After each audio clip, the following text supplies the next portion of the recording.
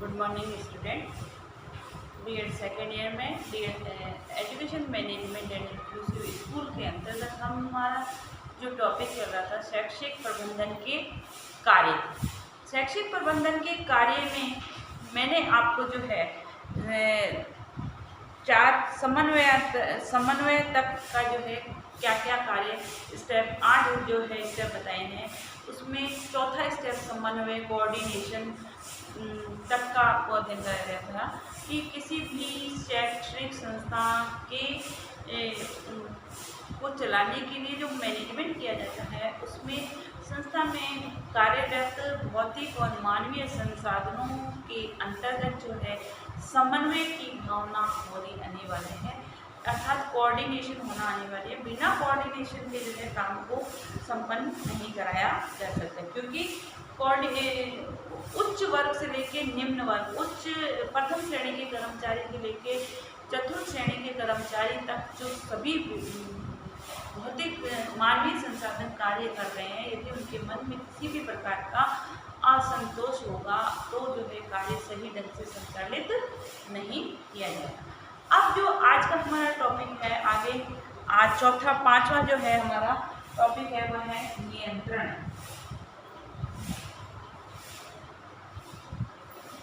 पांचवा है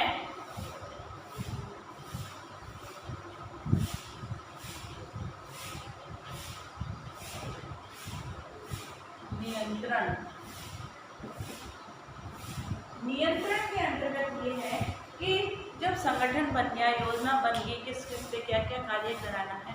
अब जो भी कार्य कराया जा रहा है वो किसी एक व्यक्ति के नियंत्रण में होना अनिवार्य है। यदि किसी एक का नियंत्रण नहीं होता तो जो भी योजना बनाता है, जो संस्था प्रधान योजना बनाते हैं, उनके नियंत्रण के अंतर्गत जो है कार्य संपादित होना चाहिए। तभी जो कार्य जिस तरीके से कराया जाना चाहिए उसी के अनुसार जो है वो कार्य कराया जा सकता है। तो नियंत्रण के अंतर्गत यही है कि क्यों जब तक नियंत्रण नहीं होता, यदि किसी को बहुत ज़्यादा स्वतंत्र छोड़ दिया जाता है तब भी कार्य में अव्यवस्था देखी जाती है। तो कार्य में व्यवस्था को सुचारू रूप से चलाने के लिए या जो उद्देश्य हम लेके चले उस उद्देश्य तक पहुंचने के लिए नियंत्रण का होना अनिवार्य है। कहा जाता है ना कि बच्चों को, जो बच्चे होते हैं वो माँ बाप के सानिध्य में नियंत्रण में पलते हैं, और यदि माँ बाप का नियंत्रण नहीं रहता, डर नहीं रहता, भय नहीं रहता, तो बालक जो है अनियंत्रित होकर अपनी मनमानी करना चालू कर देते हैं और ज़्यादा स्वतंत्रता कभी कभी घातक भी हो जाती है। वैसे ही प्रशासन के अंतर्गत भी नियंत्रण का होना बहुत अनिवार्य माना है। इसमें अब नियंत्रण करते समय ध्यान रखने योग्य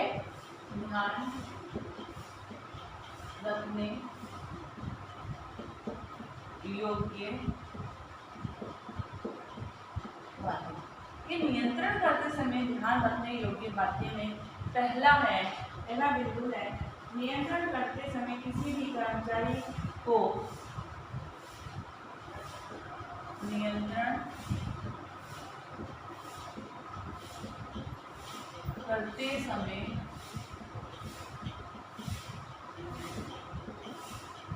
किसी भी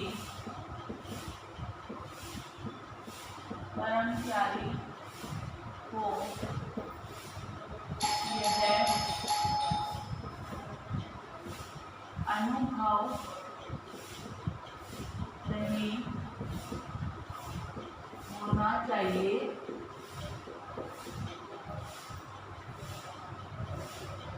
कि उसको अनावश्यक रूप से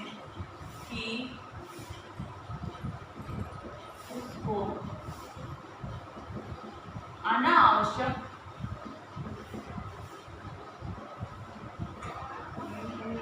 से प्रताड़ित किया जा रहा है, कि अनावश्यक रूप से प्रताड़ित किया जा रहा है।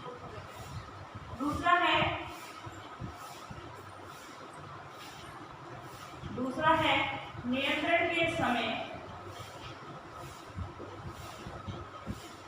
नियंत्रण के समय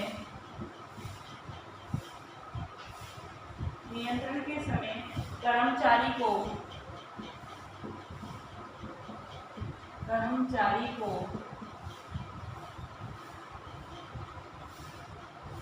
तो यह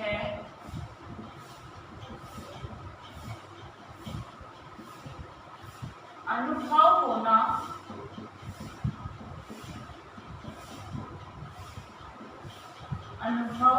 होना चाहिए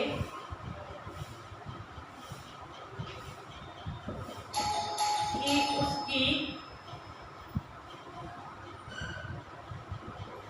सहायता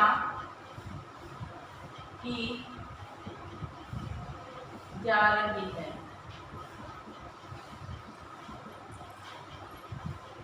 तीसरा है नियंत्रण में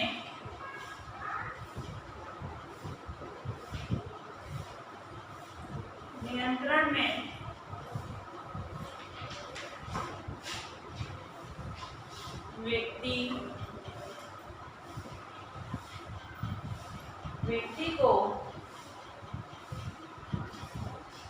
उसकी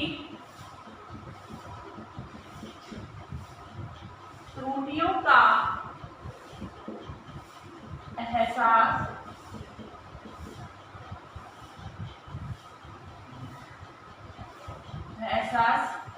कराते हुए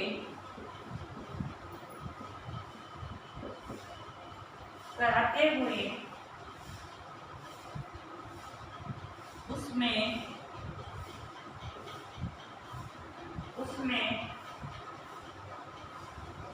सुधारात्मक दृष्टिकोण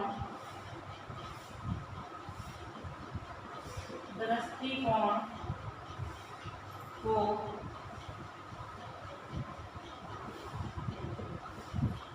अपनाया जाए कि सुधार जो कराया जा रहा है वो सुधार भी कराने में सामने वाले को ये फील नहीं होना चाहिए कि वह मेरी कमियों को निकाल रहा है। कमियों को इस तरीके से सुधारात्मक दृष्टिकोण या सुझावात्मक रूप से बताते हुए उसको उन कमियों को दूर करने का प्रयास करना चाहिए, ताकि सामने वाला मन से उसको अपना कर उसको किसी प्रकार की भावनात्मक ठेस ना पहुँचे और उसको वो कमी को दूर करते हुए कार्य को करने का प्रयास करेगा।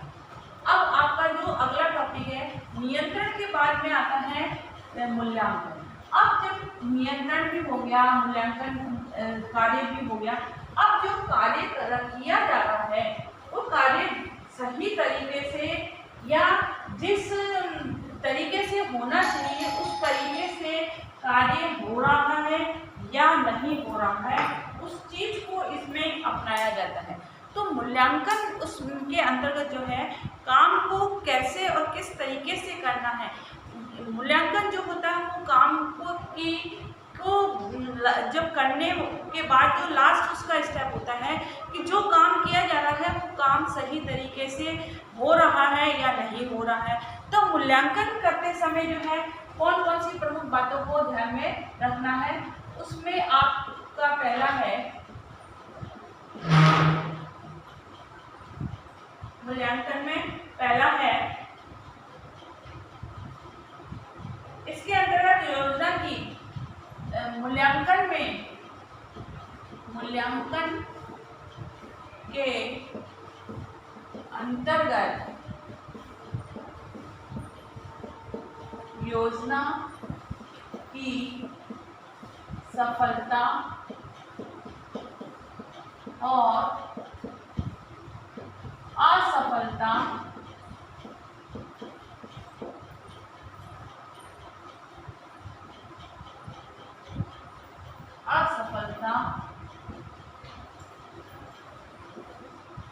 दिखाई देती है कि कार्य करने से पूर्व में जो योजना जो नीति बनाई गई थी उस नीति के अनुसार कार्य हो रहा है या नहीं हुआ, इसकी जांच करने के लिए समय समय पर मूल्यांकन किया जाता है और मूल्यांकन करके यदि उसमें कोई कमी या त्रुटि दिखाई देती है तो उसको दूर करने का प्रयास इसके अंतर्गत किया जाता है। इस प्रकार से मूल्यांकन की प्रक्रिया जो है कार्य में सुधार करने के लिए अपनाई जाती है और सुधार उसकी सफलता और असफलता पर निर्भर करती है। ठीक है, ओके, थैंक यू।